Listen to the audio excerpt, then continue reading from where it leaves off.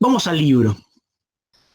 Está claro que el libro es importante, está claro que el libro, podríamos decir que es uno de los grandes instrumentos, herramientas, técnicas que el hombre ha creado y que nos permite justamente conocer. Ahora bien, tenemos que tratar de precisar un poco qué es el libro, porque creo que acá está también un poco el meollo de nuestra comprensión y de nuestra valoración respecto del libro.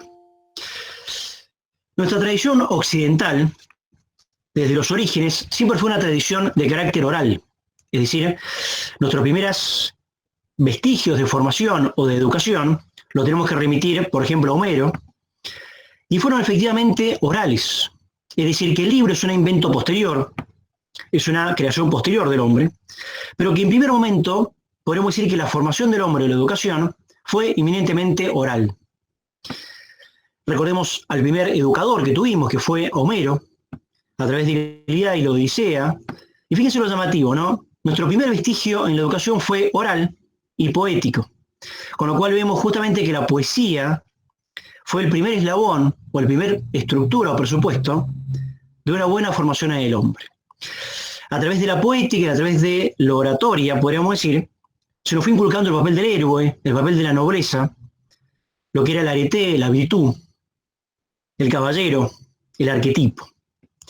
Y justamente a través de este canto, de esta epopeya cantada, se nos iba inculcando a nosotros para tratar de comprender la figura de la virtud y de la nobleza. Ahora bien, pasado el tiempo, se empezó a comprender que el libro se podía entender como un sustituto o un sucedáneo de la palabra oral o de la palabra cantada. Con lo cual acá me gustaría hacer un par de aclaraciones. Primero tenemos que decir que el libro no es un sucedáneo, ni tampoco viene a sustituir la tradición oral o la palabra oral, sino que efectivamente podríamos decir que conviven o coexisten ambas tradiciones, la tradición escrita y la tradición oral. Y van a ser dos grandes tradiciones que nos van a marcar en Occidente. En segundo lugar, el libro tampoco es un mero hecho narrativo que respeta una determinada estética, tampoco es una cuestión que exprese verbos, una determinada formalidad narrativa o literaria, sino que justamente eso es la cáscara, eso es la forma en la cual yo tengo del libro. Pero en realidad es lo menos importante eso, porque lo importante vamos a tratar de escribirlo ahora. Entonces surge la pregunta, entonces, si el libro no es un sucedáneo, no es un sustituto, y tampoco es una mera estructura narrativa, preguntémonos qué es el libro entonces. Está claro que como cristianos sabemos que el libro, el Arca de la Alianza, la Biblia, por el dato de la revelación, tomó una entidad distinta y mucho más importante el libro. Pero también es importante comprenderlo desde este lugar. A partir de acá se han dado infinidad de definiciones respecto del libro, que le han dado justamente a aquellas personas que se han dedicado a la literatura y se han dedicado al libro. Que resalté algunas que me parecieron las más hermosas, porque me interesa mucho tratar de ver la grandeza y la miseria que tiene el libro. Una de las primeras definiciones que encontré, que me encantó, dice que el libro es un instrumento espiritual. Un instrumento espiritual. Es aquella esencia última del espíritu donde culmina el universo.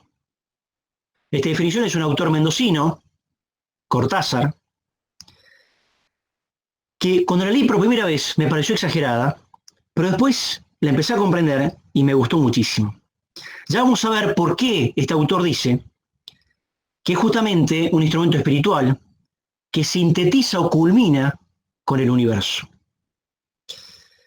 Borges, también, en un ensayo que tiene sobre el libro, él dice que el libro es un objeto sagrado, es un objeto de culto. Fíjense lo que dice Borges, lo voy a leer, porque me parece muy interesante. Él dice en este ensayo del libro, él dice, de los diversos instrumentos del hombre, el más asombroso es sin duda el libro. Los demás son extensiones de su cuerpo. El microscopio, extensiones de la vista. El teléfono es extensión de la voz. Luego tenemos el arado y la espada, extensiones de su brazo. Pero el libro es otra cosa. El libro es una extensión de la memoria y de la imaginación. Por eso la biblioteca de Alejandría, dice Borges, es aquella que resguarda la memoria de la humanidad, como lo puede hacer cualquier biblioteca que conozcamos. Eso es el libro y algo más también, la prolongación de la imaginación. Fíjense qué interesante lo que plantea Borges acá. Él está diciendo justamente que el libro es un objeto sagrado, porque justamente mantiene viva la tradición, es decir, la memoria. Pero también es una extensión de ¿qué? De la imaginación. Es decir, de aquello que el hombre quiere llegar a ser, pero que todavía no es, y que tiene que anticiparse por medio de la ilusión y por medio de la alegría. Eso me gustó mucho. Por eso él dice que en realidad el que escribe un libro, o el autor de un libro, en realidad el libro termina siendo más que el autor que lo escribe. Es decir, el libro termina siendo más o superior de lo que su propio autor estableció. Ponemos el solo ejemplo de El Quijote. El Quijote no es un libro solo de caballerías, sino que es mucho más. Es un libro absoluto. ¿Por qué es un libro absoluto? Porque dice todo. Y aquí empezamos a entender la primera definición. El libro como aquella esencia del espíritu donde culmina un universo. Efectivamente, el libro habla del hombre, y si está bien escrito, tiene que hablar de todo lo importante. Montaigne, este escritor francés, en los ensayos, tiene un ensayo que habla sobre el libro. Y él dice que el libro ya no lo ve como un factor religioso, sagrado, sino que dice que el libro es un objeto de felicidad.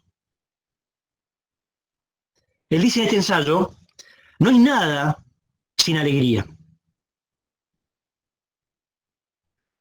Él critica inclusive en este ensayo, él dice, la lectura obligatoria que a veces se dice es un error y es falso. ¿Por qué? Porque no hay lecturas obligatorias. Yo lo tomé para mí como profesor, cuando a veces decimos esta lectura obligatoria. ¿Y por qué no hay lectura obligatoria? Porque la lectura tiene que generar alegría y tiene que ser factor de felicidad, de dicha, de plenitud. Por eso para él también la literatura era factor de felicidad. Yo también pienso lo mismo. Otro autor, Emerson. Emerson ya no consideraba el libro como un objeto sagrado, como un objeto de felicidad, sino como algo mágico, que tenía un terrible poder y que se manifestaba justamente en ese libro. Por eso él decía que el libro era un objeto sagrado, y por eso él decía que la biblioteca o las bibliotecas eran lugares mágicos. Eran lugares mágicos donde yo encontraba a los mejores espíritus de la humanidad. Pero los encontraba en silencio, en reposo. Entonces le decía a Emerson, yo tengo que romper el hechizo y hablar con ellos para despertarlos, romper el silencio y que empiecen a dialogar conmigo. Por eso dice que podemos tener contacto con lo mejor de la humanidad, cuando rompemos el silencio y podemos hablar con ellos. Pero dice, con lástima y dolor, Emerson, dice, hemos perdido este contacto directo y hoy por hoy nos preocupan los comentadores, los críticos, y aquellos que escriben sobre, en vez de recurrir a Cervantes, a Shakespeare, a Dante, a Virgilio. Nos interesa el comentario, pero no vamos a la obra directa. También tenemos a Piper, que ustedes lo conocen. Ya Piper, en el marco del objeto sagrado del libro, lo va a considerar como un objeto de contemplación y de ocio. Justamente como aquel espacio que tiene el hombre para poder contemplar. El libro viene a favorecer y a promover ¿qué? La contemplación. Y como no hay educación sin contemplación, también como un objeto de educación el libro.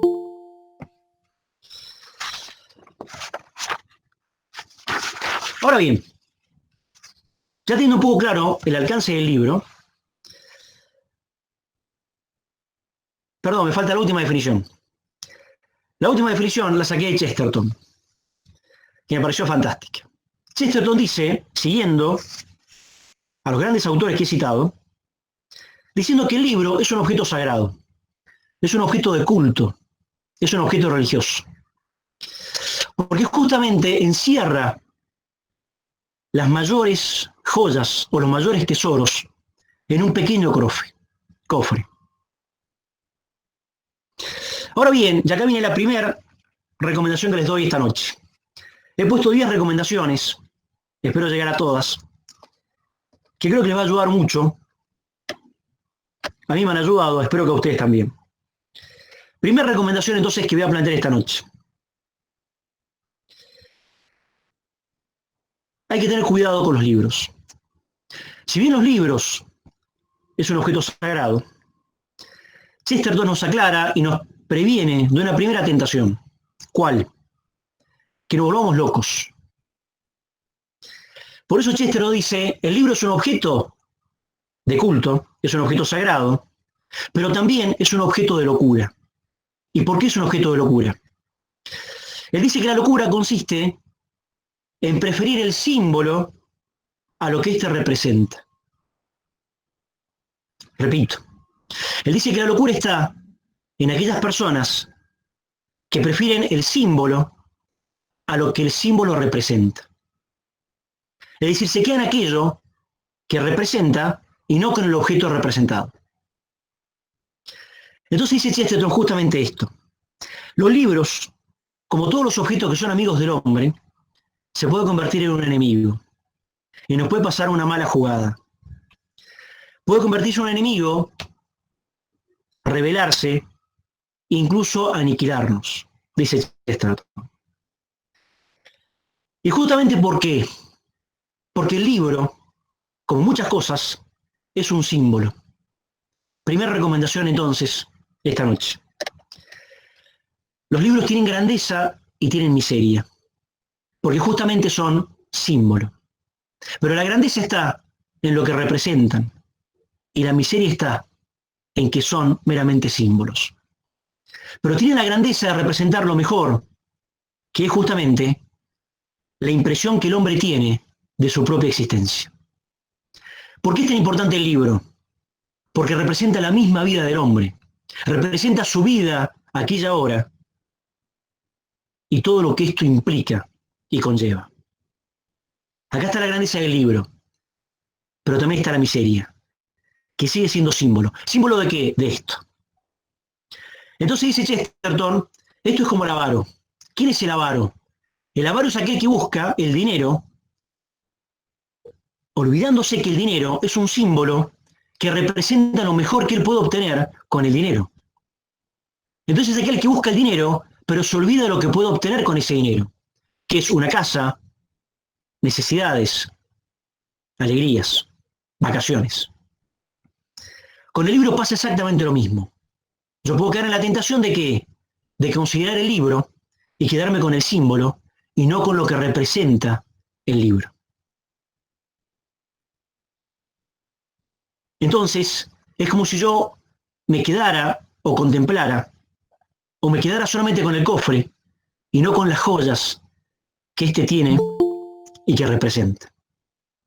Mi preocupación como hombre es el tesoro, no el cofre. Por supuesto que el cofre contiene y atesora lo más importante, pero sigue siendo símbolo.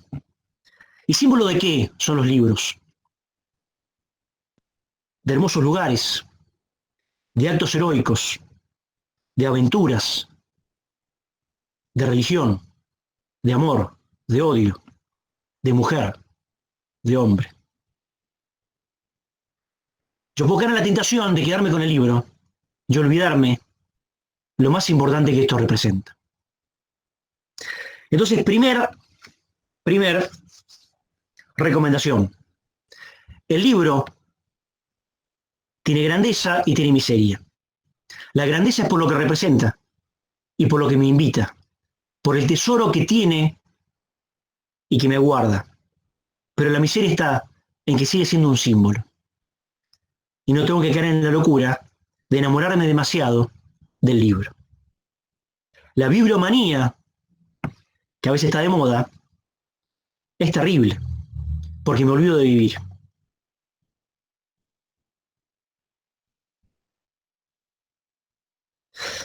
Segunda recomendación. Y acá vamos a la primera fábula que les pedí que leyeran. ¿Se acuerdan? La primera, la del flaco barrigón. Germán, ¿la tenés a mano ahí?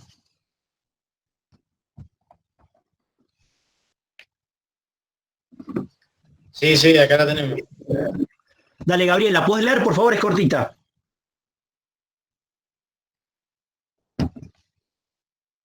Les pido también que vayan anotando preguntas. Anótenla y después vamos dialogando al final.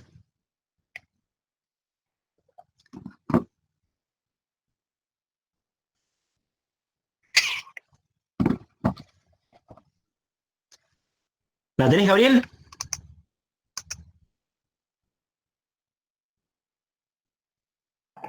No sé, parece que Gabriel se fue de la reunión, si no lo leo yo.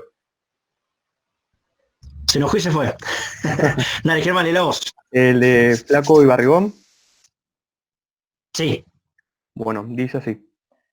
Le tuvieron lástima al matungo, que ya no podía con los huesos, y en pago de sus, y en pago de sus 12 años de tiro lo soltaron para siempre en un alfalfar florido. El alfalfar era un Edén caballuno, extenso y jugoso, y Matungo no tenía más que hacer que comer a gusto y tumbarse en la sombra a descansar después, mirando estáticamente revolotear sobre el lago verde y morado las mariposas blancas y amarillas. Y sin embargo, Matungo no engordó. Era muy viejo ya y tenía los músculos como tientos. Echó panza así, una barriga estupenda, pero fuera de allí no aumentó ni un gramo. De suerte quedaba al verlo, hundido en el pastizal húmedo hasta las rodillas, la impresión ridícula de un perfil de caballete sosteniendo una barriga como un odre. Qué raro, no crea, lo mismo le pasa a mucha gente, al que lee mucho y estudia poco, al que come en grande y no digiere, al que reza y no medita, al que medita y no obra, flacos y barrigones. Gracias, Germán. Bueno, muy bien. Creo que es muy clara la fábula de Castellani. Creo que nos dice una enseñanza muy bonita. Fíjense ustedes, también les pasé yo para que leyéramos las recomendaciones que da Santo Tomás a Fray Juan respecto de cómo estudiar. ¿Sí? Fíjense la primera recomendación. La primera recomendación, ¿la tenés también, Germán, ahí?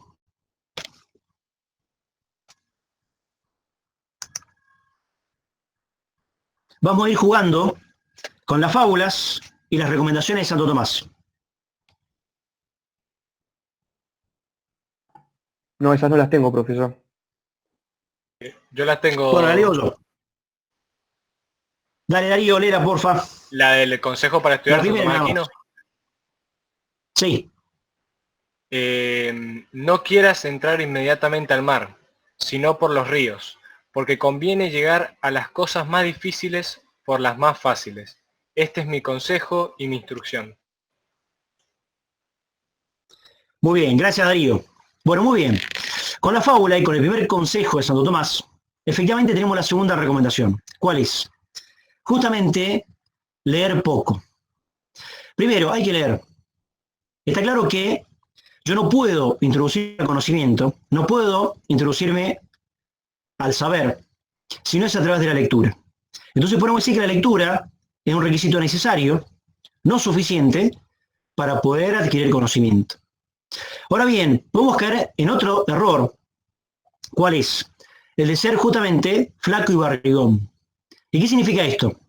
Es cuando leo demasiado, sin orden, sin jerarquía, sin poder asimilar lo que efectivamente estoy leyendo. Entonces, la segunda recomendación que les doy esta noche es esta. Que lean poco, pero que lean bien, y que traten de leer marcando lo significativo de lo que están leyendo. Es decir, que traten de apropiarse de la lectura, haciendo las suyas, y van a ver cómo implica esto progreso y mayor contemplación. Justamente las cosas importantes, yo les tengo que dedicar tiempo. Y como el consejo de Santo Tomás, yo no puedo empezar por lo más difícil. Yo no puedo ir directamente al mar, sino que tengo que ingresar por los riachuelos, por los pequeños riachuelos. ¿Para qué? Para después toparme con el universo y con la majestuosidad del mar. Entonces acá me dirán ustedes, profe, pero esto es mediocre. Esto no es especulativo. Decir que le damos poco, para nada. Porque lo que estoy pidiendo justamente es mucho más exigente. Es justamente leer, tratando de buscar el significado de lo que estoy leyendo y apropiándome de la comprensión de lo que leo. Es decir, es como si yo estuviera leyendo, saboreando y rumiando cada palabra, cada concepto. Es como si entablara un diálogo personal, íntimo, con el autor, como si estuviera tomando un café en el cual hay intervalos, en el cual yo levanto la cabeza y miro y pienso. Por eso hay que leer poco, hay que leer bien, y hay que saber detenerse para reflexionar. Bradbury, les doy otro ejemplo. Bradbury, en un librito que lo deben conocer, Fahrenheit 451, no sé si lo han leído, si no se los recomiendo, acá les pongo la tapa.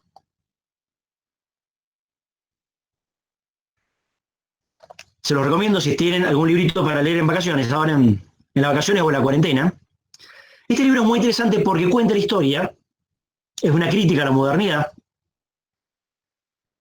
en el cual Bradbury escribe un mundo en el cual los bomberos, hace poco estuvimos el Día del Bombero, con un accidente en Buenos Aires, si lo vieron, en el cual los bomberos no se dedicaban a apagar incendios, sino que se dedicaban a generarlos. Entonces cuenta la historia de que estos bomberos se dedicaban a iniciar incendios y por sobre todo a quemar bibliotecas, porque en esta sociedad que planteaba Bradbury, los libros estaban prohibidos. Entonces cuenta la historia de Montag, un personaje en la novela, que es justamente bombero. Entonces Montag, siendo bombero, estaba convencido que los libros hacían mal y había que quemarlos. Entonces hacen una denuncia en la parte de la novela. Montag se prepara y va con los bomberos a la casa de una mujer. Cuando llega a la casa de la mujer, esta mujer se resiste a la quema de los libros, y no solo se resiste, sino que muere abrazada a sus libros. Entonces Montag queda totalmente conmocionado ante el evento, no pudiendo creer que una mujer era capaz de dar la vida por los libros. Entonces cuando ella empieza a interrogarse, dice, che, pero ¿qué están diciendo los libros? ¿O qué no están diciendo, o qué no me están diciendo a mí que una mujer es capaz de dar la vida por los libros? Entonces Montag, en un segundo evento, van otra vez a otra biblioteca y él saca un libro y se lo guarda, porque estaba prohibido. Y es cuando empieza a leer y empieza a darse cuenta de este mundo maravilloso de los libros. Entonces él cuando empieza a darse cuenta que era todo mentira y que efectivamente los libros, como hacían a pensar a las personas, y esto iba a crecer en libertad y en autonomía, el Estado los prohibía. Entonces llega un momento, hay un diálogo muy bueno entre el jefe de los bomberos y Montag, cuando el jefe de los bomberos se da cuenta de que Montag estaba en duda y estaba criticando lo que estaban haciendo. Entonces ahí hay un diálogo muy interesante en el cual le dice justamente el capitán de los bomberos, le dice, Montag, no tienes que preocuparte, los libros no dicen nada, hablan de cosas que no existieron, cosas que no han sucedido y cosas que no valen la pena, solo son palabras. Y Montag le retruca y le dice, no, señor, discúlpeme, no son solo palabras, sino que son el significado de las palabras. Yo creo que acá está el secreto de una buena lectura. Una buena lectura, ¿qué es? Es una especie de acuerdo y convenio con el autor. Es un diálogo permanente en el cual yo puedo sacar lo significativo que me está diciendo. No es una lectura meramente pasajera, sino que es una lectura profunda en la cual la hago parte de mí, me involucro y la hago mía.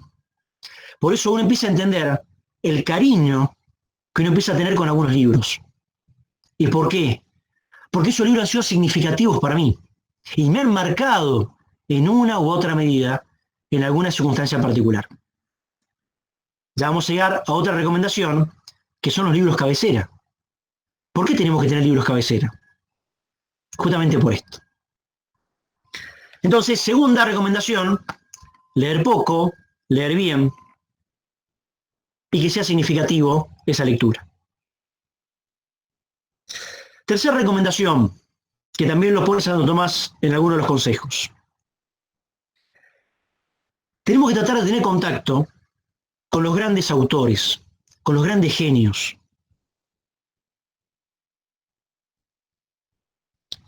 Por supuesto que tenemos diferentes tipos de lectura. Y está bueno que tengamos diferentes tipos de lectura. Generalmente no tenemos un solo tipo, sino que vamos intercalando lecturas espirituales, lecturas recreativas, lecturas técnicas, literatura. Pero hay una recomendación muy importante que es efectivamente esto: no dejar nunca de leer a los grandes autores, a los clásicos. ¿Y por qué tenemos que leer a los clásicos? Porque justamente los clásicos son aquellos que hablan de mí, que me hablan a mí, a un sujeto en el siglo XXI, y me están diciendo cosas permanentes, y me están planteando problemas y en cierta medida respuestas de carácter permanente. Por eso es tan importante los clásicos. Por eso la importancia de las humanidades. ¿Qué son las humanidades? Toda aquella reflexión que se hizo sobre el hombre y que ha perdurado en el tiempo, que es situada, vigente y permanente. ¿Por qué tenemos que leer a Shakespeare? ¿Por qué tenemos que leer a Cervantes? ¿Por qué tenemos que leer a Dickens? ¿Por qué tenemos que leer a Víctor Hugo? Entre otros. ¿Por qué? Porque dicen las constantes que marcan mi vida. Porque me dicen todo aquello que yo de una u otra manera me voy a plantear a lo largo de mi vida. Antes o después me lo voy a plantear.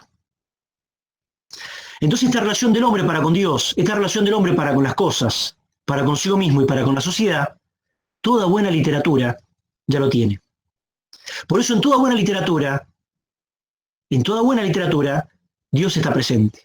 El hombre está presente, el pecado está presente, la gracia está presente, el amor está presente, la muerte está presente. Todo esto yo necesito saberlo. Y necesito rumiarlo, necesito reflexionarlo, necesito hacerlo mío, para que esto me permita seguir trabajando como ser de luz, que busca la luz, pero estoy en tinieblas, estoy entre sombras. Esto que me ayuda a ir iluminando de a poco esta tierra o esta neblina. Cuarta recomendación: tratar de tener libros cabecera. Esta recomendación, ¿por qué la digo? Naturalmente, todo aquel que ha iniciado una vida intelectual, todo aquel que ha iniciado una vida de formación, ha empezado a tener inconscientemente un cierto cariño, una cierta preferencia por determinados literatos, autores y personajes. Y aquí empieza a tener estos libros cabeceras. ¿Cuáles son los libros cabeceras?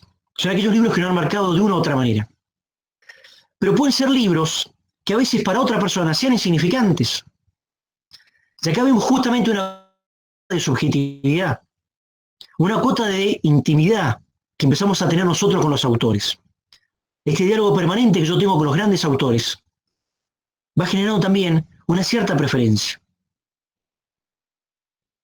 Dios también es muy lindo. ¿Por qué? Porque esos autores empiezan a tener una cierta amistad conmigo. Y son aquellos autores que, como su nombre se dice, cabecera, significa que están cerca mío. Hace referencia a la cabecera de la cama, a la cabecera en la cual yo estoy acostado durmiendo, pero que están siempre presentes al lado mío. Y es muy lindo tener libros cabecera. ¿Por qué? Porque son aquellos amigos a los cuales yo recurro en aquellas circunstancias de la vida que yo necesito. Y aquí empezamos a ver toda la deuda que tenemos para muchos autores. Y como muchos autores, Dios nos ha puesto, ¿para qué? Para ayudarnos a reflexionar, incluso ayudarnos en situaciones, momentos difíciles de nuestra vida. Acá yo podría citar un montón de ejemplos de autores que me ayudaron muchísimo, ¿sí? Cervantes, Shakespeare, Lewis. Pero no quiero hablar de mí, vamos a hablar de las recomendaciones. Quinta recomendación. ¿Vamos entendiendo hasta acá, chicos? ¿Va quedando claro? Sí, sí. Sí, profesor, clarísimo. Perfecto. Vayan anotando, por favor, las preguntas después de las recomendaciones, ¿ah? Quinta recomendación. Además de leer los grandes clásicos, los grandes autores, los genios que hemos tenido, también es importante leer o tener 4 tipos de lecturas. Y voy a explicar por qué. Primero, es imprescindible que nuestra formación y nuestra biblioteca hayan buenas novelas. Es decir, tenemos que leer novelas. También tenemos que leer poesía. Los que ya me conocen saben que ya he dicho que la poesía no es una cuestión femenina. La poesía es la literatura con mayúscula. Ahora bien, ¿por qué tenemos que leer novelas? Fíjense lo que decía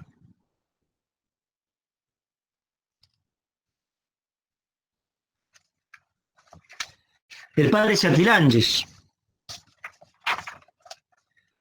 donde recomendaba justamente lo que les voy a recomendar ahora. Él decía lo siguiente. Él decía, es necesario leer novelas para conocer el sentido de nuestra vida y la de nuestro prójimo. Sentido que la estupidez cotidiana nos oculta. La vulgaridad, la frivolidad cotidiana, nos oculta justamente lo más grandioso de la lectura, que es la novela, donde está el sentido de nuestra vida.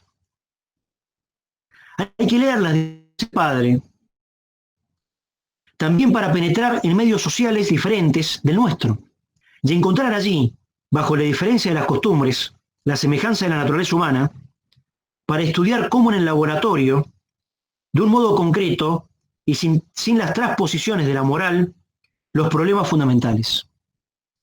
Por eso en toda novela yo voy a encontrar lo siguiente: el pecado, el destino, el amor, la muerte. El paraíso, el cielo. Para enriquecer, en fin, la propia vida con la sustancia y la magia de otras existencias. Por eso tengo que leer novelas. Porque mi propia vida está narrada y está cifrada en esa novela. Cuando yo ponía el ejemplo de Cervantes, hacía referencia a esto. El Quijote no es solamente una novela que cuenta la historia de un caballero, sino que es mi propia vida en la búsqueda de Dulcinea, en la lucha de los molinos y en el ir caminando hacia la patria celeste. Toda buena literatura me impone en esta encrucijada. Me planteo los grandes dilemas del hombre, si es buena la literatura, por supuesto. Acá podemos poner infinidad de ejemplos. Shakespeare. Un autor decía de Shakespeare, Shakespeare como Cervantes. Ahí tenemos los dos grandes titanes de la cultura occidental, ¿no? Contemporáneos ambos. Él dice, Cervantes como nadie comprendió lo que era el hombre. ¿Y por qué creyó como nadie que era el hombre? Porque en toda tragedia, romance, novela de Shakespeare, vemos que un hombre, que es el mejor de los hombres, en cualquier momento, pasa a ser el peor de los hombres. Y el peor de los hombres, en cualquier momento, pasa a ser el mejor de los hombres. Esta ambivalencia, este trigo y cizaña que tenemos nosotros los hombres, toda buena literatura lo marca. Por eso una literatura que muestre a un hombre bueno y solamente bueno, es mala literatura. Porque no está mostrando la realidad. Y no está mostrando mi principal dilema, cuál es mi lucha contra el pecado y mi propia naturaleza caída.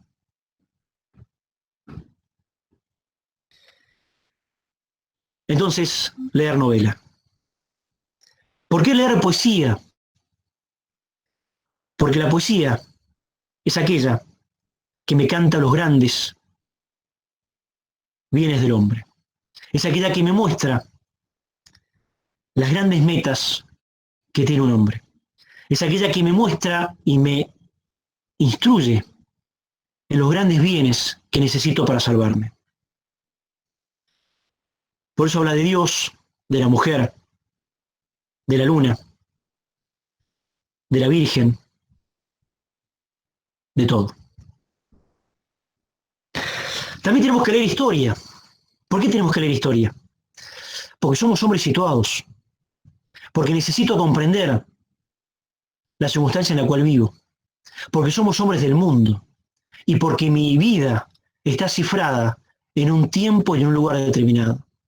Yo no puedo ser ajeno al quehacer histórico. Y además porque somos herederos. ¿Herederos de qué? De una tradición. Y esa tradición no inició en 1810, en nuestro caso, sino que inició mucho más atrás. Entonces, debo saber historia para comprender y entender que soy parte de una tradición que me supera. Y para entender también que soy responsable de un patrimonio del cual que tengo que transmitir mucho mejor de lo que he recibido. También tengo que leer libros de ciencia, libros específicos. Acá uno podría decir los libros que uno lee en las diferentes profesiones. En mi caso, por ejemplo, libros técnicos de derecho. También son muy importantes, porque también es un conocimiento científico, es un conocimiento por las causas, y también la verdad está reflejada en ese aspecto. Con lo cual tengo que tenerlo en cuenta y también llevarlo a cabo. Ahí vamos a la segunda fábula que le hice leer. La fábula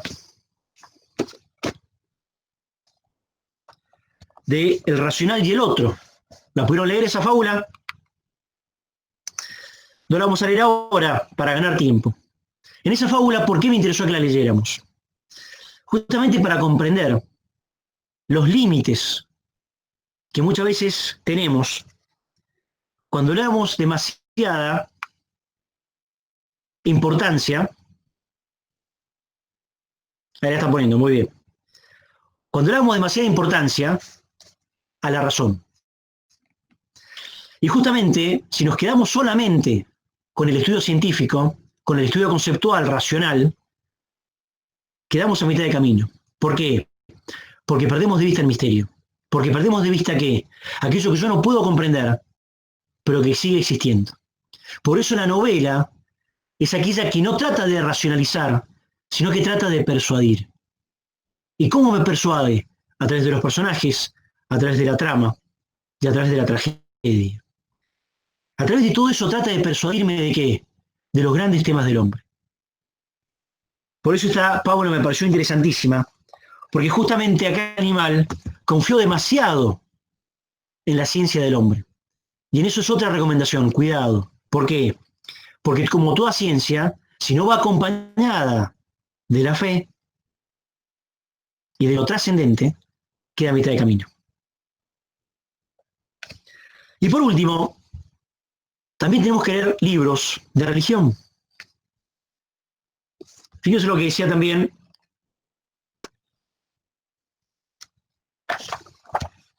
el padre Sertilanges, ¿no? Dice, el primer objeto que la religión consagra es un texto. La religión nos enseña a leer. Enseña que lo que existe de bello y de verdadero en una obra no procede de su autor. Un creyente piensa que la Biblia ha sido escrita por el infinito, para él. Y sabemos que la escribió Dios. Por eso empezamos a entender lo que yo dije al principio de Borges, cuando él decía que el objetivo del libro o la perspectiva del libro supera al autor y cubre dimensiones inagotables.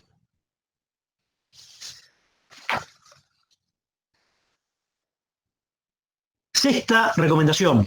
Vamos por la quinta, vamos a la sexta.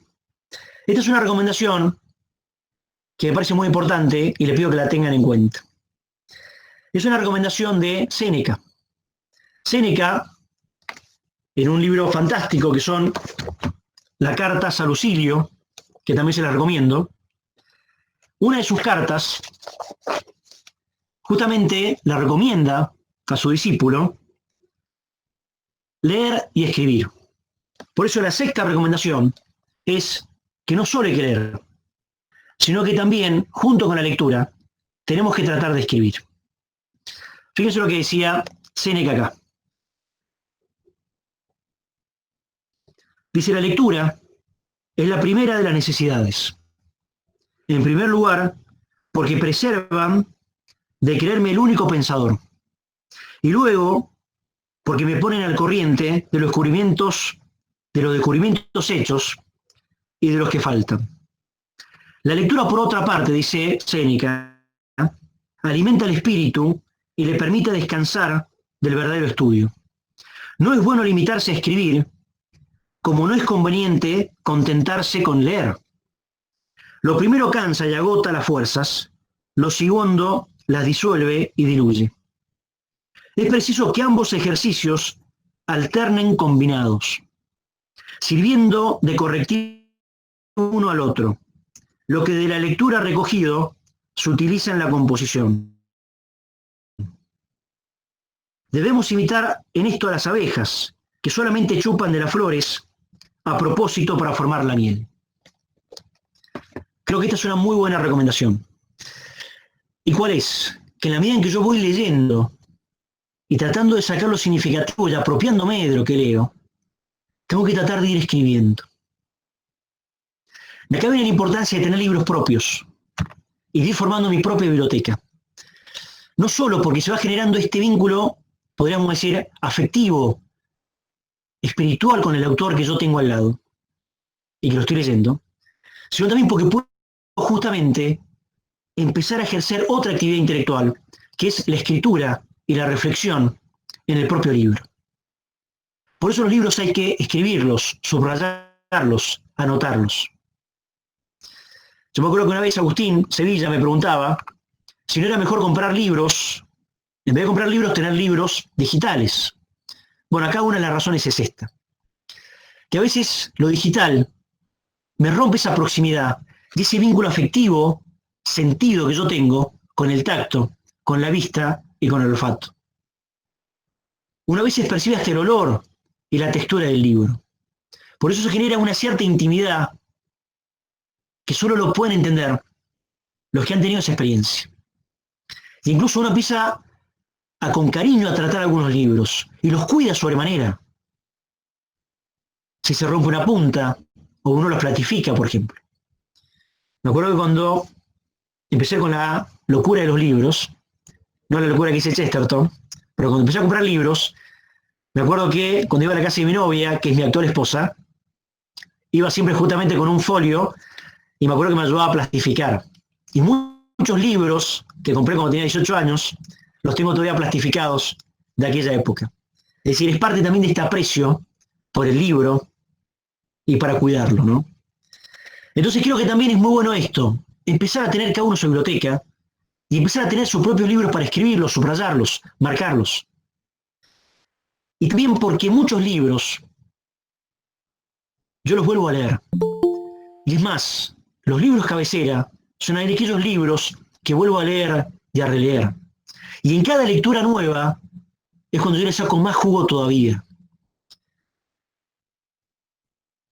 Por eso, traten de comprar libros. Traten, yo sé que es un esfuerzo, pero traten de tener su propia biblioteca, sus propios libros.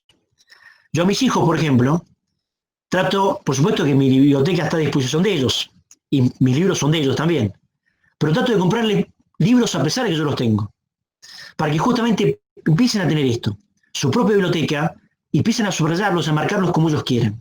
¿Sí? Me ha pasado a mí que yo leí los libros hace 5 o 10 años, y lo he vuelto a leer, y he puesto cosas al costado que han sido muy buenas, y me he dado cuenta lo que yo pueda percibir o comprender en ese momento, y también me imagino cuando lea dentro de 10 años, lo que estoy anotando ahora, debe ser también interesante. Entonces, sexta recomendación, leer y escribir. Séptima recomendación, esta creo que es una de las más importantes. Ahí está María Luz. Fíjense la 18ª recomendación. Fíjense lo que dice. Dice, no mires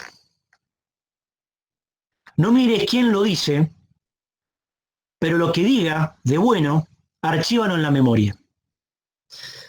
La séptima recomendación es que tenemos que leer con una actitud conciliatoria y no con una actitud de oposición.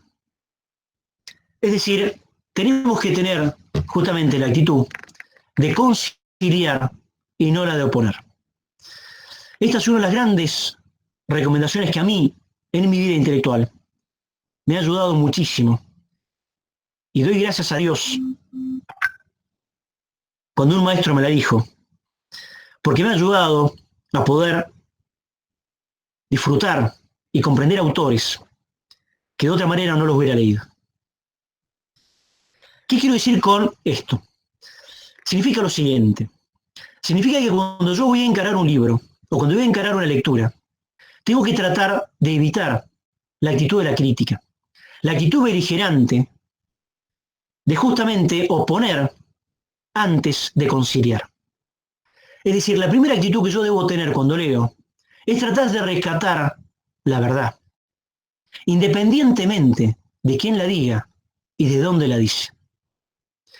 Esta lamentablemente es una actitud terrible que tenemos los católicos, que justamente pasamos por el filtro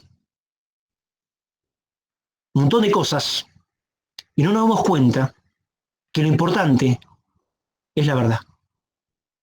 Y que Dios se vale de muchísimos instrumentos y de muchísimas personas para transmitirla. Y no de lo que a mí me parece o de lo que yo considero.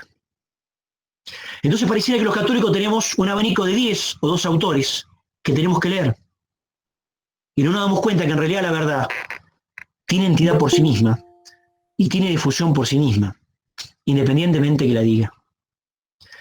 Si ustedes verán al principio, yo cité autores que no eran católicos, como Borges, como Cortázar, a riesgo justamente de lo que estoy diciendo. Pero lo cité adrede, a riesgo de que me critiquen. ¿Por qué lo cité adrede? Para demostrar esto, que lo que estaban diciendo era verdad, independientemente de dónde procede. Y esto nos pasa muchas veces como actitud. Entonces tenemos una actitud al principio beligerante. Tratamos de descubrir el error o en lo que se equivoca el otro y no tratando de conciliar en aquello que puedo conciliar y en aquello que puedo rescatar. Entonces tengo una actitud de batalla, de crítica, de lucha y no una actitud de armonía y de recuperación. Entonces yo tengo dos posibilidades. O planteo bandera e inicio la batalla, o trato de generar puentes con aquellos autores que dicen la verdad, pero que no opinan, y no opinan como yo. Y esta actitud la tenemos muchísimas veces. Por ejemplo, cuando vamos a misa. Yo me pregunto muchas veces cuando vamos a misa, ¿realmente vamos predispuestos a escuchar la palabra de Dios? ¿O cuántas veces vamos para poner el sensor, el santómetro, y ver dónde se equivoca el sacerdote, en liturgia o en dogmática? ¿Cuántas veces hacemos eso? ¿Cuántas veces salimos de misa diciendo el sacerdote se equivocó, puso mal el incienso, estaba mal vestido? Cuando en realidad lo que debo preocuparme es escuchar la palabra de Dios, hacerla mía y reflexionar sobre ella. Fíjense cómo la actitud cambia y nos da vuelta a todo. Indudablemente acá va de la mano del maestro. No puedo alargar a leerme cualquier cosa. Tengo que preguntar a los que saben. Y acá los maestros son importantísimos. Pero un buen maestro no puede limitar las lecturas. Un buen maestro no puede leer por mí. Me puede orientar, me puede recomendar. Y es como si me subiera a los hombros del maestro para tratar de ver más allá o tratar de ver lo que él ha visto. pero tengo que tratar de ver por mí mismo. Y creo que esta recomendación es muy buena. Repito, yo tengo que buscar la verdad. No importa de dónde procede. En esto, el ejemplo más notable que tenemos es el mismo Santo Tomás. Santo Tomás en una época cristiana pudo reivindicar a un montón de autores paganos. Pudo, como decía Chesterton, bautizar a Aristóteles. Pudo citar a Aristóteles y rescatar a Aristóteles todo aquello que pudiera rescatar, porque Aristóteles decía la verdad. Pudo rescatar a Platón, pudo rescatar a San Agustín, a pesar de que no era agustino, y pudo rescatar a aquellos que más criticaba, a Averroes, por ejemplo. Averroes, Santo Tomás lo llama el depredador. Le da un calificativo terrible, pero en otro pasaje de la Suma dice que es una ilustre figura y es un digno escritor. Y rescata cosas de Averroes, sin ser averroísta, y criticando la esencia de esa herejía. Entonces, esta actitud es muy importante. Rompamos la actitud beligerante, rompamos la actitud de la crítica. Por supuesto que tengo que ser crítico, por supuesto que tengo que evaluar lo que leo, por supuesto, pero no tengo que tener la actitud de crítica al principio. Esta es una de las grandes discusiones que yo tengo en la universidad. ¿Por qué? Porque hay autores que no se leen por el hecho de no ser católicos o por el hecho de no ser partidario de tal o cual postura. Eso limita la vida intelectual, eso me limita el horizonte. En vez de explayarme el horizonte, me lo limita y me lo reduce. ¿Por qué? Porque yo estoy poniendo un reparo y un obstáculo a la verdad. La verdad tiene peso por sí sola, independientemente de lo que digan y de quién lo diga. Entonces, preocuparme más por el mensaje y no tanto por el mensajero. Por supuesto que hay autores en los cuales yo no voy a poder conciliar nada. No lo leo. Estoy hablando de autores en los cuales yo puedo conciliar y puedo recuperar algo. Puedo entablar un puente para poder conciliar y poder dialogar con alguien. Por supuesto que hay libros que son malos y hay autores que son dañinos y que no dicen la verdad. Por supuesto, no hay puente. No hay conciliación posible. Pero eso no quita que los católicos tengamos una docena de libros para leer, cuando en realidad tenemos una infinidad de libros por leer.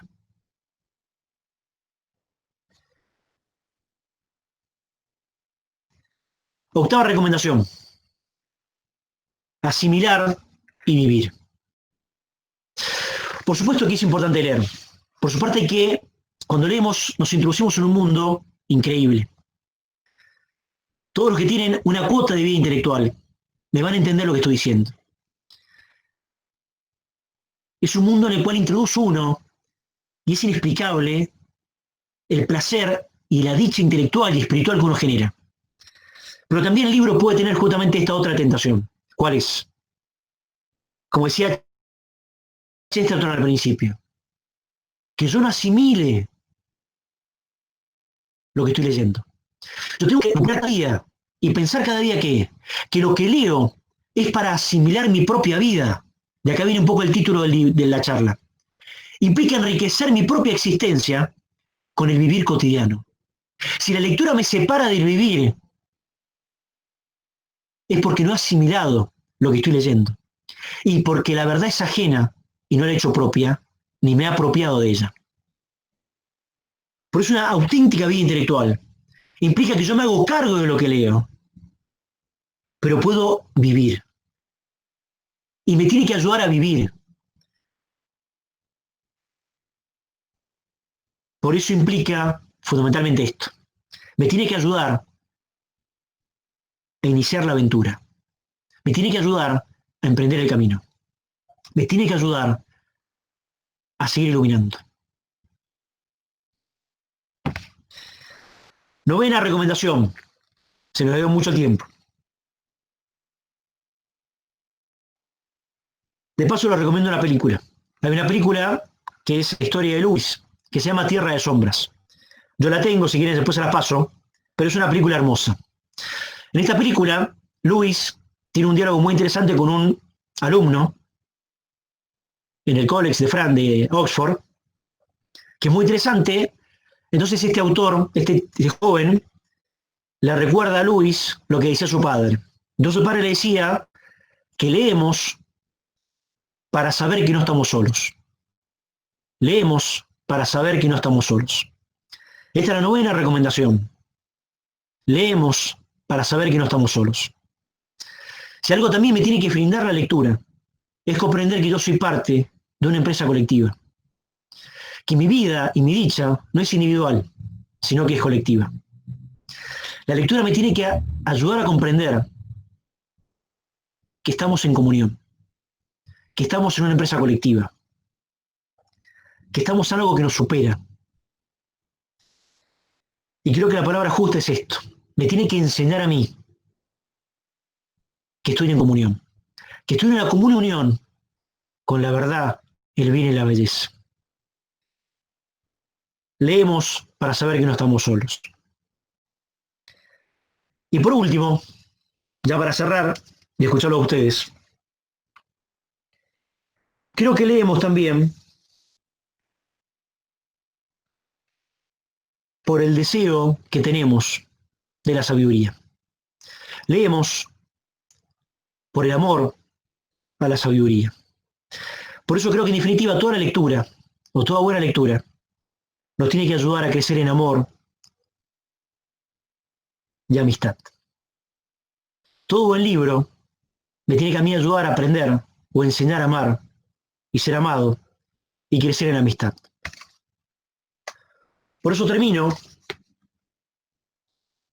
con el libro de los Soberbios, capítulo 6, versículo 17 a 20, que dice lo siguiente.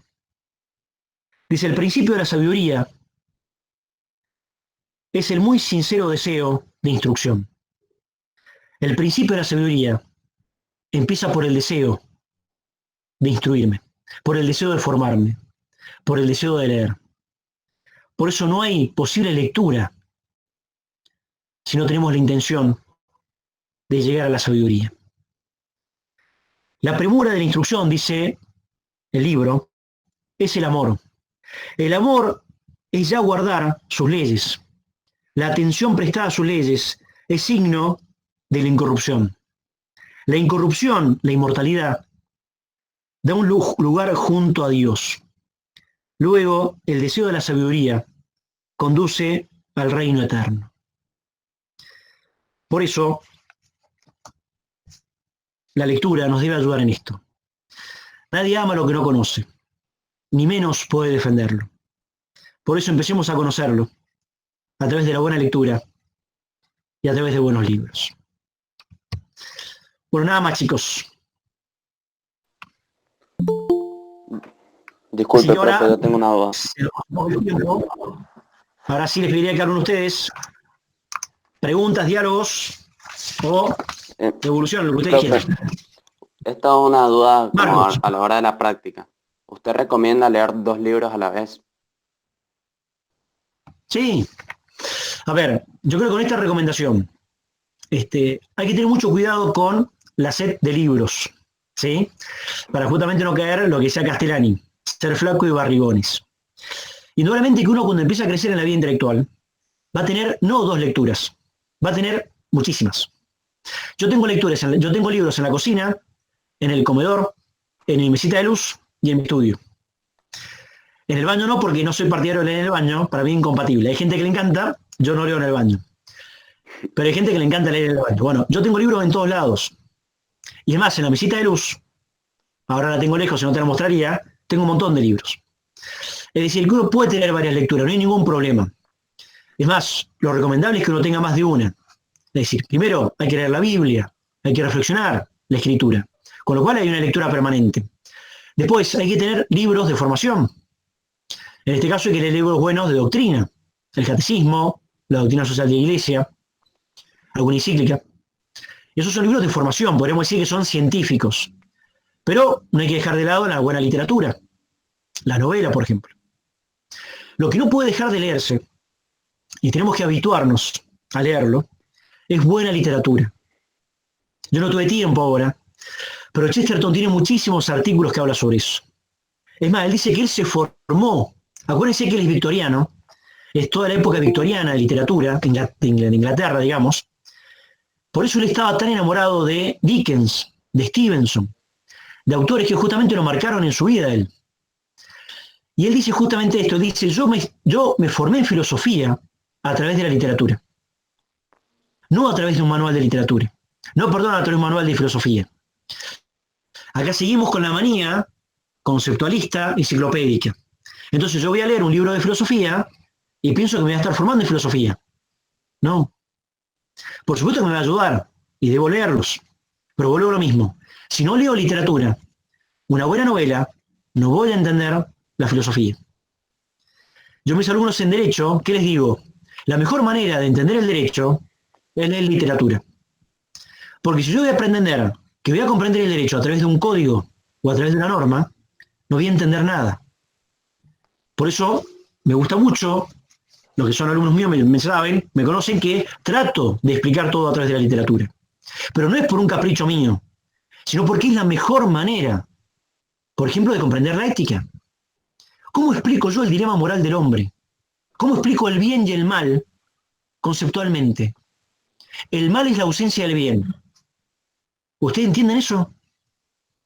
¿Les queda claro eso? A mí no. Yo no entiendo qué significa muy bien eso. En cambio, en una buena novela, ¿qué voy a comprender? Y voy a ver un hombre bueno y un hombre malo. Voy a ver la venganza, voy a ver el odio, voy a ver las pasiones. Ya voy a entender claramente esto. Así que Marcos, sí, trata de leer lo que más puedas. Indudablemente, trata de ser un poco ordenado y la otra recomendación que te doy, compren los libros. Es verdad que hay libros que no se consiguen, hay libros que cuesta, pero bueno, traten de comprarlos y traten de tenerlos, ¿sí? Subráyenlo, márquenlo. Hay gente que dice que es un pecado subrayar o marcar un libro. No, no es para nada pecado. Hay que hacerlo. Los buenos libros hay que rayarlos, marcarlos, comentarlos. Profesor, yo tengo dos preguntas. ¿Puedo hacerlas? Sí, sí, por favor. Usted, en un caso hipotético, ¿se puede conocer el bien mediante un personaje que en el libro realiza el mal? Sí, Y totalmente. la otra pregunta es que si usted recomienda leer los libros en el idioma original o en la transcripción. Perfecto. Muy bien. Sí, perfectamente. A ver, una de las mejores maneras de comprender el bien es verlo en su contracara. ¿Sí? Aristóteles, cuando empieza a explicar el bien, o cuando empieza a explicar, por ejemplo, las virtudes, él dice que la mejor manera de comprender algo es ver justamente el opuesto, el contrario. Por ejemplo, cuando habla de la justicia, él dice, la mejor manera de comprender la justicia, ¿qué es? La injusticia. ¿Sí? Porque justamente demuestra aquello que está en ausencia o que está justamente en falta. De esa manera yo puedo efectivamente comprenderlo. Por eso es tan importante, por ejemplo, en mi caso, a mí me gusta mucho, tengo varias preferencias, pero por ejemplo me encanta mucho leer las novelas policiales. ¿Por qué me gusta comprender o leer las novelas policiales? Porque justamente, ¿qué veo ahí? Veo justamente el mal. Veo el desorden del hombre. Y veo también el misterio. Esto tratar de comprender el misterio del mal o comprender el misterio del bien es inagotable. Porque uno empieza a ver ahí lo que el hombre es capaz de hacer para bien o para mal. Por eso en mi caso las novelas policiales me gustan muchísimo. Primero porque hay siempre juegos lógicos de razonamiento, pero también muestra o desnudan la propia naturaleza del hombre. Fíjense los cuentos del padre Brown, de Chesterton. El método del padre Brown, ¿cuál era? Era convertirse en el personaje. Entonces él decía, si yo quiero descubrir, por ejemplo, cuál es la psicología de un homicida, me convierto en homicida. Si quiero comprender, por ejemplo, la actitud de un violador, me tengo que convertir en violador, dice el padre Brown. ¿Por qué? Para poder comprender la psicología del hombre. En ese caso, digamos, hay un montón de novelas para leer y demás que lo muestran, pero creo que esas, para entender el bien y el mal, son muy interesantes.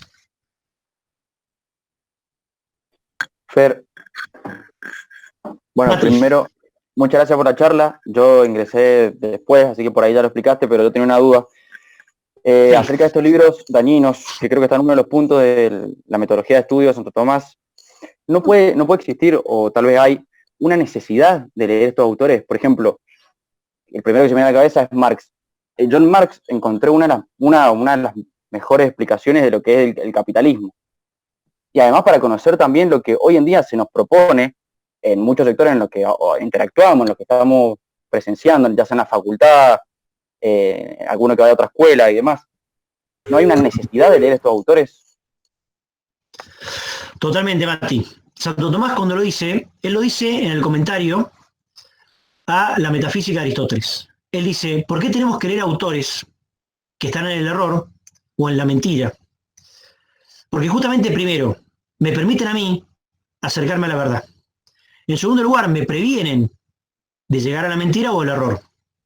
Y en tercer lugar, porque pueden decir alguna verdad. Entonces, efectivamente, hay una necesidad primero para poder seguir iluminando la verdad. Seguir jugando o apostando a la verdad. Y en segundo lugar, ¿por qué? Porque puede ser que ese autor diga la verdad. Puse un ejemplo fantástico. Marx, efectivamente, cuando critica al burgués, está diciendo la verdad. Por supuesto que su concepción política posterior es errónea y es ideológica porque no responde a la realidad. ¿Sí? Pero cuando él critica al capitalismo, a la acumulación de riqueza del rico y a la exclusión del pobre o del proletariado, está en la verdad y está en lo correcto. Totalmente de acuerdo. Yo creo que esa actitud, en mi caso, me ha permitido encontrar autores maravillosos, autores increíbles, que si yo hubiera seguido teniendo el filtro o el criterio, por ejemplo, de si es católico o no católico, yo no lo hubiera leído. Con vos comparto a un autor que me encanta, que es, por ejemplo, Dolina. Si nosotros hubiéramos tenido un criterio de prejuicio, primero los hombres en cielo no existirían, con lo cual sería un gran dolor, y no hubiéramos nunca leído a Dolina de las crónicas del Ángel Gris. Y la crónica del Ángel Gris dice verdades. Por más que Dolina, hoy por hoy, sea liberal, esté a favor del aborto, o esté a favor de la ideología de género, no me importa. Lo que está diciendo Dolina es correcto. ¿Sí? Gracias, Mati, por el aporte, pero coincido. Juan, no sé si quería decir algo. Está mal el aborto.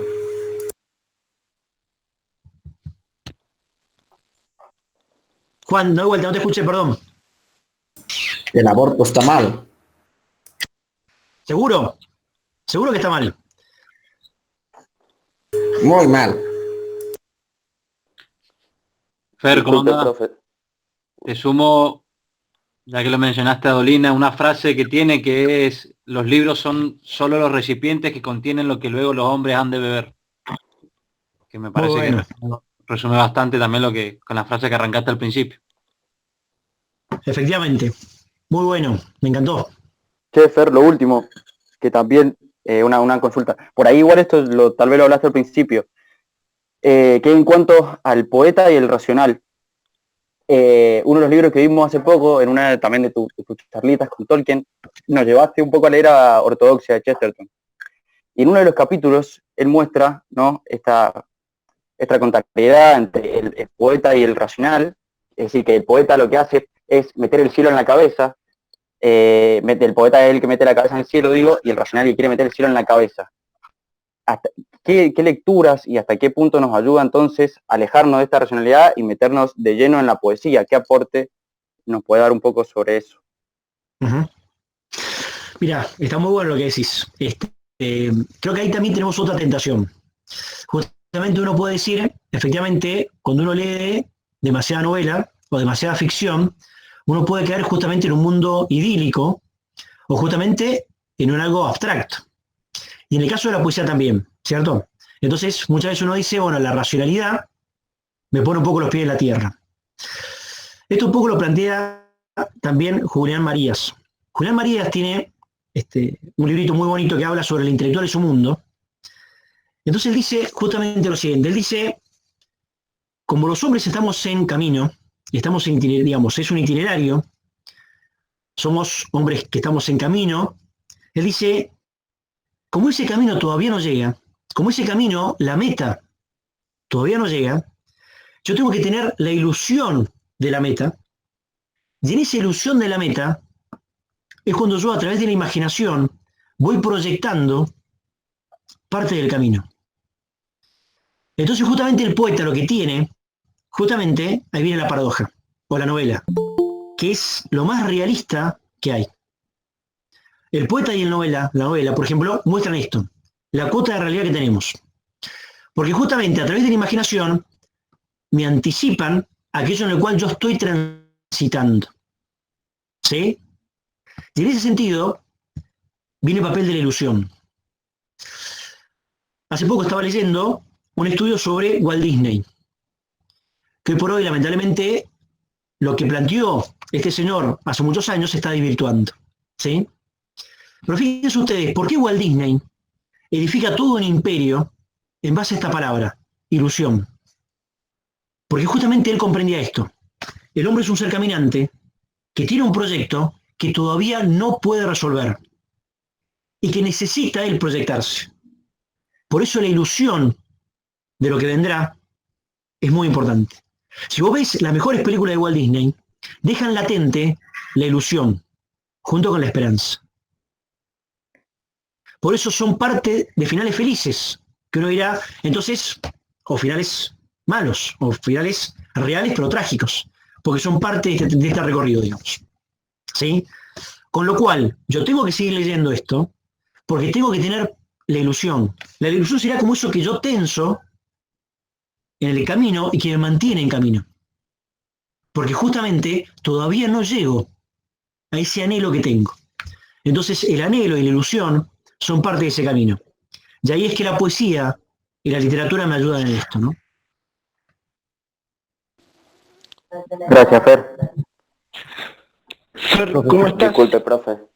Yo tengo una duda que va con la mano con lo que dijo el Mati. Sí. ¿Cómo se da uno cuenta cuando uno tiene un buen juicio crítico para leer determinados autores? Por ejemplo, uno no puede lanzarse a leer Montesquieu o autores que atacan distintas verdades. ¿Y cómo uno puede desarrollar un buen juicio crítico para buscar lo bueno que hay en lo malo? Se podría decir en el... Bien, está buena la pregunta. A ver, acá tenemos dos posibilidades. Primero, en la medida en que yo voy leyendo los clásicos estoy hablando desde Homero hasta la buena literatura, ¿sí? La ventaja de los clásicos es que justamente me van formando este criterio. Si yo leo a Platón, por ejemplo, o leo a Homero, o leo a Virgilio, o a cualquier otro autor greco-latino, efectivamente, estos autores me van generando criterio, porque son aquellos autores que me van planteando la realidad y cuáles son los fundamentos de esa realidad. Es decir, son estos autores que me van planteando el porqué y el para qué. Y en la medida en que yo voy creciendo en esos criterios, es cuando empiezo a tener cierta libertad para empezar a encarar otro tipo de lecturas. Entonces yo te haría dos recomendaciones. Leer buenos clásicos, pero tener la guía de un buen maestro. La guía de un buen maestro, ¿por qué? Porque justamente el maestro no te va a decir que tenés que leer. Si te dice eso, ya empezamos mal. Te va a recomendar un buen maestro. Porque un maestro no puede pensar por vos. Yo soy profesor y trato de inculcar a mis alumnos en que traten de pensar por ellos mismos. Si me piden recomendación, se las doy. Pero no les puedo decir lo que tienen que leer o dejar de leer. ¿Sí? Porque justamente lo tengo que preparar para ir educando ese criterio. Entonces, muy buena lectura de los clásicos y tratar de recurrir a algún maestro. Ese maestro puede ser o un profesor o alguien que vos consideres con autoridad, que te pueda inculcar, orientar en las disciplinas. Indudablemente, según tu preferencia y también tus gustos, también te pueden orientar también esas personas, ¿no? Dale, muchas gracias, Fer. No, al contrario. Fer, ¿cómo estás? Te habla el Feta. Feta, ¿cómo estás? Muy bien, sí. Mira, tengo una consulta que yo mucho no me quedó claro. Acá en el libro de El árbol y las hojas, que es de Fabio Ibáñez, no sé si lo has leído, de una biografía de Tolkien. No, Sí, pero tengo lo una, tengo. Ajá. es espectacular, así que si lo puedes leer, léelo. Mirá, acá en una de las primeras páginas dice en cada más que nada una diferencia entre el clásico y el romántico, que yo mucho no lo entendí, no sé si vos lo tendrás claro, pero mi pregunta es esta, digamos, que el poeta, el letrado, el escritor que tiene ese sentido de belleza, ¿es un clásico o es más un romántico?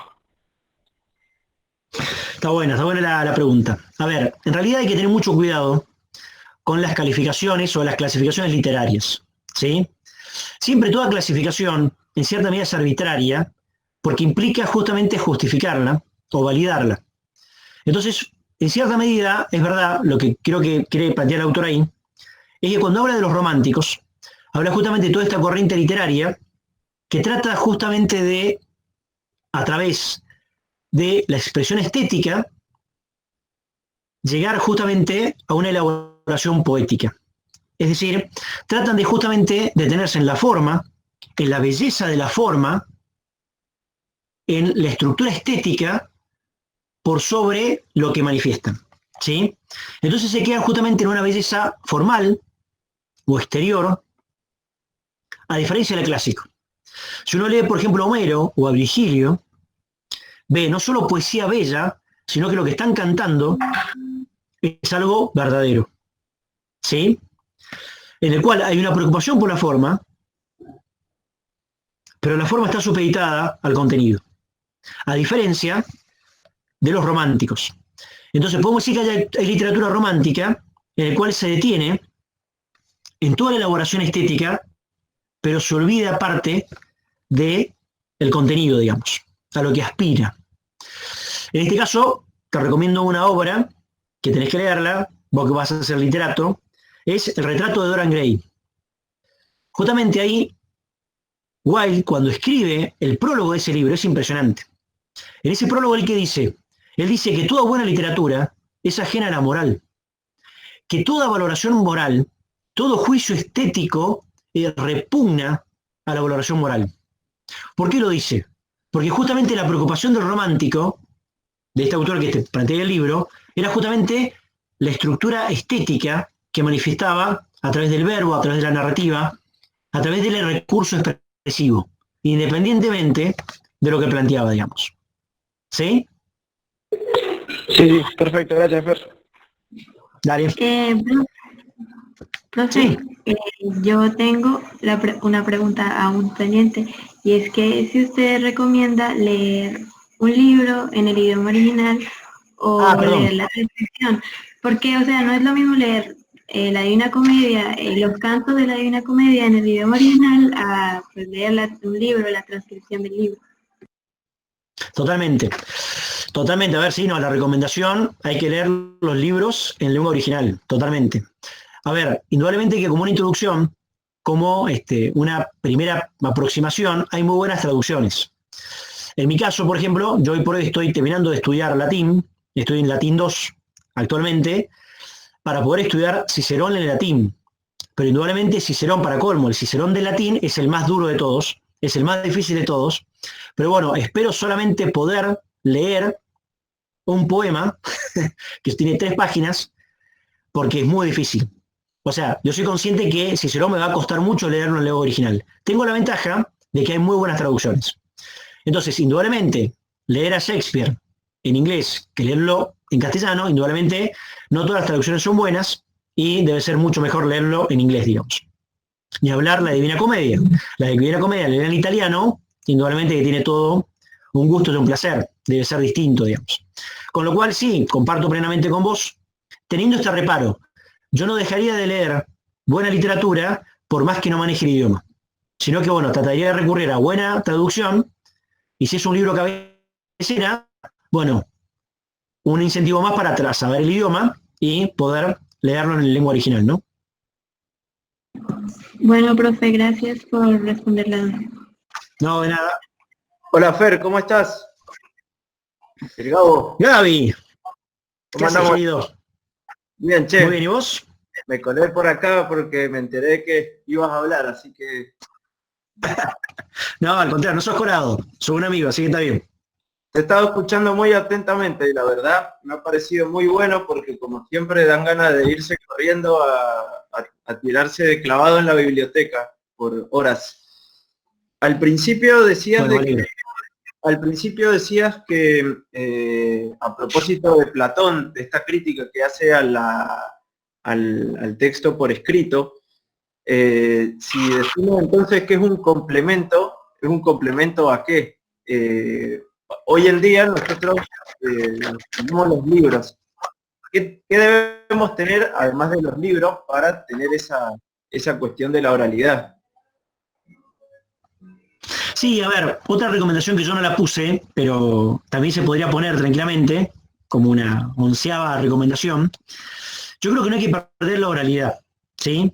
Por ejemplo, los encuentros, por ejemplo, lo que nosotros trabajamos con el tema del aula socrática, o los encuentros socráticos, o los cafés literarios, yo creo que la oralidad está justamente, hoy pasa por ahí.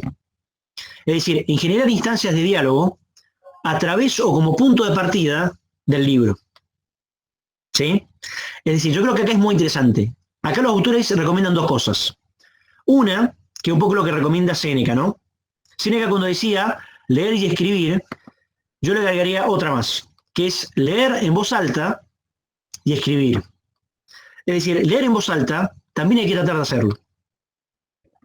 ¿Por qué? Porque en la medida en que yo utilizo, esto lo han dicho los psicólogos también, ¿cierto?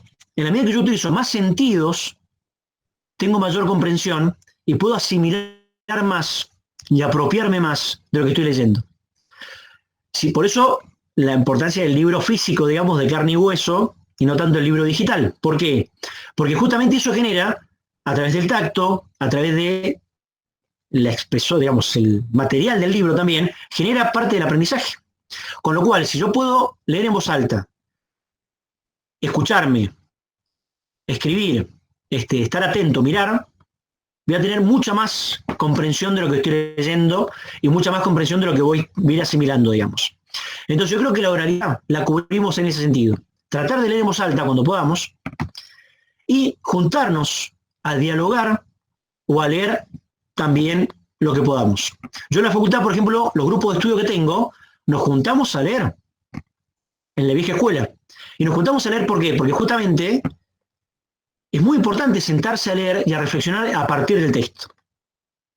¿Sí? Entonces yo creo que un complemento sería eso, juntarse, dialogar, que el libro sea el punto de partida, y después creo que también recurrir a todo lo que se pueda de carácter expresivo o oral. Acá viene toda la parte musical, podríamos decir, porque parece que la música es una expresión también literaria o poética. Así que, en ese sentido, creo que tenemos que también defender mucho la música como una expresión literaria, no poética. Muy bueno, muchas gracias. Me permito hacer un comentario nada más, sobre todo para los más jóvenes y los que vayan a estudiar humanidades también. Yo cuando salí del colegio y una de mis primeras experiencias en la facultad, que me recomendaron un libro, un profesor, que en realidad más que recomendarlo tenía que leer para probar la materia, entonces fui a la referencia inmediata que yo tenía en la facultad, que es el Hugo. Entonces fuimos con una compañera y le dijimos, mirá Hugo, nos han dado esto para leer, no sabemos si es bueno, ¿qué hacemos? ¿Lo leemos? ¿Tenés idea? Y él nos dijo justamente esto, chicos, ya son grandes ustedes y tienen criterio, se van a dar cuenta si el libro es malo o es bueno. Por supuesto, Hugo nos conocía, como también nos conocemos entre nosotros. Bueno, ya los más chicos quizás no mucho, pero... y efectivamente, ni bien empezamos a leer, nos dimos cuenta que era una porquería, pero nos sirvió de igual modo leerlo. Así que a partir de ese comentario también que nos dio Lugo, fue también un impulso para largarnos a leer sin tanto miedo por ahí. Simplemente eso. No, comparto, Gabo, y te agradezco. Yo creo que efectivamente hay que tener, creo que hay que tener un reparo a la hora de largarse a leer, que es justamente la recomendación del maestro. Lo que vos hiciste, Gabo, fue perfecto.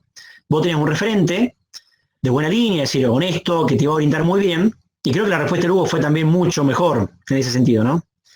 Indudablemente que hay que tener mucho precaución en lo que lee, pero no hay que olvidarse nunca de esto, es decir, libertad de espíritu también es muy buena.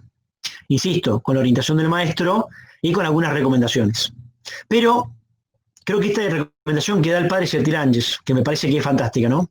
Esto de que la actitud debe ser asimilar y no oponer. Nosotros estamos acostumbrados a oponer, a pasar por filtro, o una especie de santómetro, digamos, catalizómetro, no sé cómo llamarlo, y a partir de ahí calificamos la lectura, ¿no? Entonces yo estoy poniendo un obstáculo o un escollo a la verdad, cuando la verdad tiene entidad por sí misma. Me parece que eso es muy importante para nosotros y para no caer en ese error, ¿no? Es decir, tener esa libertad de espíritu que creo que es muy buena, ¿no? Yo pongo siempre el ejemplo, en mi caso tuve muy buenos maestros en el colegio, pero tuve uno que me encantó, que fue el Mario Descote, ¿no? El Marito Descote, que todos lo conocen. Yo al Mario Descote le debo dos cosas. Primero, le agradezco que él llevaba los libros cuando daba clases. Algo que yo lo hago justamente, porque justamente a mí me despertó la inquietud cuando él llevaba los libros. Y cuando los leía los libros en clase, con lo cual yo me paraba y preguntaba, y eso me parece que como docente siempre lo recomiendo. Todo buen docente tiene que llevar libros a la hora de dar clases. Es el principal instrumento que nosotros tenemos, la principal referencia. Y generalmente siempre hay un alumno que te pregunta, o viene y lo ojea, con lo cual es muy importante eso. Y después siempre recomendar libros. Los que me conocen saben que yo vivo recomendando libros, recomendando películas también, me encantan. Y eso también es muy importante. He tenido la satisfacción de encontrar alumnos que he tenido 10 años, hace 10 años, y me han dicho, todavía me acuerdo de la clase, o me acuerdo del libro que me recomendó profe, o de la película tal o tal. Y en alguno inclusive tengo la gracia de seguir juntándome y seguir dialogando de literatura y de buenas cosas. Así que fíjense lo importante de esa actitud, ¿no? Les ponía un ejemplo, que me olvidé dárselo, Newman. Él decía siempre, otro consejo que también he tomado a título personal, ¿no? Él decía, cada vez que hablo con una persona, pienso que la otra persona es buena y que lo que me está diciendo es verdad. Eso me encantó también de Newman, ¿por qué? Porque está mostrando justamente esta misma actitud que tenemos que tener con los libros. Esta actitud de generar puentes. No puedo tener yo una actitud de desconfianza, una actitud crítica, porque justamente estoy equivocado. No puedo tener esa actitud. Al contrario, si tengo que pegar que de ingenuo, pegar de ingenuo. Pero no tengo que tener como punto de partida que el que está hablando conmigo me está mintiendo, o no es honesto, o me quiere perjudicar. No, pensar todo lo contrario. Que el que tengo al frente a mí es bueno, lo que me está diciendo es verdad, y quiere lo mejor para mí. Yo he utilizado ese criterio en mi vida, en la vida universitaria, que tengo gente que no piensa como yo, y me ha ido bien. Y me ha ido muy bien, y he podido convivir con un montón de gente, porque eso ayuda. Y si después me perjudica o quiere hacerme daño, bueno, me daré cuenta. Pero no puedo tener como actitud ya ese criterio, porque si no, todo cambia, digamos. ¿Sí? Bueno. Disculpe, profe. Ok. Sí. Una última duda de esta. Sí, Marcos. Yo respecto, que le hice la pregunta anterior, a los malos autores.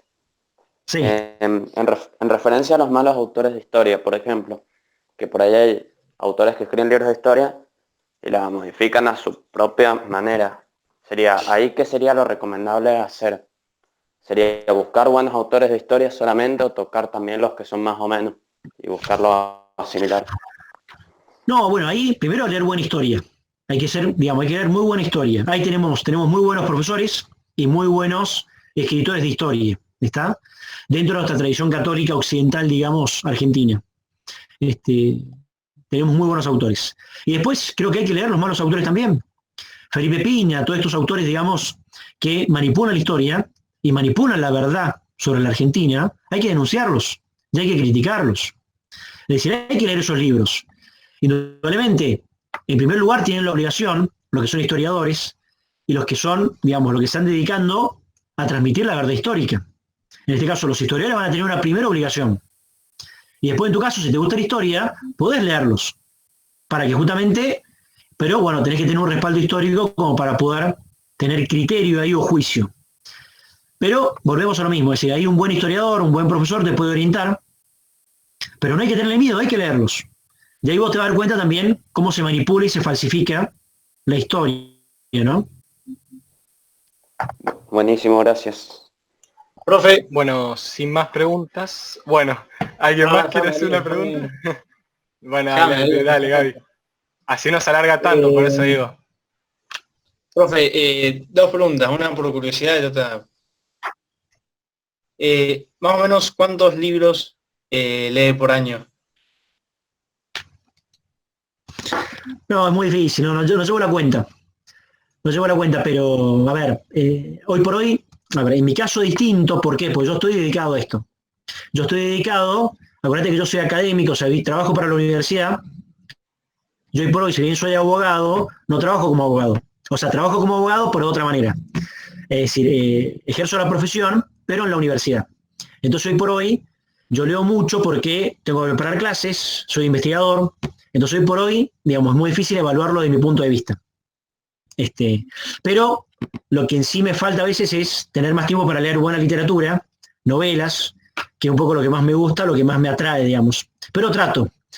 Y por eso trato también mucho de meter mucha literatura cuando doy clases. En la facultad doy filosofía del derecho, argumentación, retórica, y trato de meter mucha literatura. Con lo cual, bueno, eso me ayuda también mucho a... Pero no llevo cuenta, pero sí, en mi caso, mi biblioteca es una de las cosas que más orgullo me da. Tengo la posibilidad de estar acá en mi biblioteca y la disfruto mucho. La he podido amoblar y poder disponer de todos los libros. Y disfruto mucho de comprarme libros. Mi señora primero me retaba, ya tomó conciencia de que perdió esa batalla, lamentablemente, pero todos los meses destino parte de mi sueldo a comprarme libros. Primero porque es el principal instrumento y herramienta que tiene todo docente, ¿no? Un docente que no compra libros, yo te diría que no es docente, ¿no? Es complicado. Pero no llevo una suma. Pero sí, leo mucho, insisto, en mi caso tiene mérito, pero no tanto porque me dedico a esto, digamos. Bueno, está bien. Malísimo, quería un número. No, mentira. Y lo otro es prioridad, digamos, leer. O sea, ¿y sobre qué es prioridad? A ver, es prioridad sí. A ver, está claro que si yo quiero formarme, quiero tener una vida, a ver, está claro esto que todo hombre anhela la verdad. Y si yo en este camino de anhelar la verdad, tengo que tener la inquietud. Por eso un joven, acá tenemos los grandes problemas de la sociedad actual, que hoy por hoy tengo jóvenes sin inquietud. Y eso es terrible porque naturalmente yo tengo inquietud, o naturalmente tengo cierta inquietud. Por ejemplo, tengo una inquietud profesional, tengo una inquietud familiar, tengo una inquietud, bueno, literaria también la tengo que tener, porque el hombre se plantea la verdad y se cuestiona. Entonces, al cuestionarme y al plantearme dónde está la verdad, necesariamente deviene o terminó la literatura, digamos. Con lo cual te diría que sí, que es un presupuesto casi inevitable tenerla, digamos. Indudablemente, yo te recomendaría ahora, dado que uno puede llegar a tener lecturas más científicas, apostar a los clásicos. Apostar a los clásicos. Leer buena literatura. Por ejemplo, un autor que les recomiendo, Dickens. Dickens, en la edad de ustedes, es un autor que hay que leer. Hay que leer. Es impresionante la profundidad que tiene. ¿Sí? Un dato de autoridad, por ejemplo, Chesterton tiene una biografía de Dickens y es uno de los autores que más nos marcó, a Chesterton. Ahí uno recurre al maestro para una recomendación, por ejemplo. ¿Sí? Es un autor que hay que leer.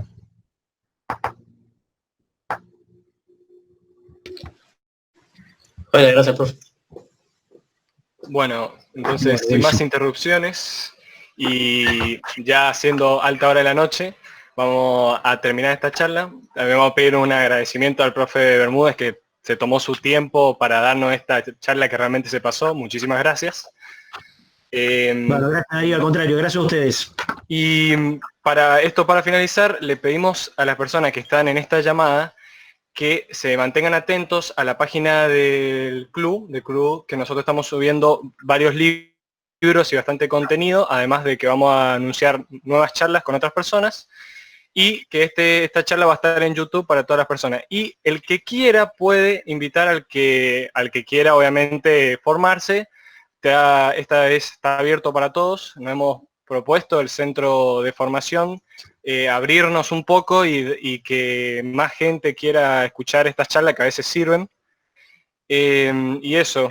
Y perdona a veces por si se largó un poco, pero realmente valía la pena por esta gran charla. Bueno, gracias Darío, gracias chicos. Espero que se haya entendido y les haya servido un poco lo que he planteado. No, gracias.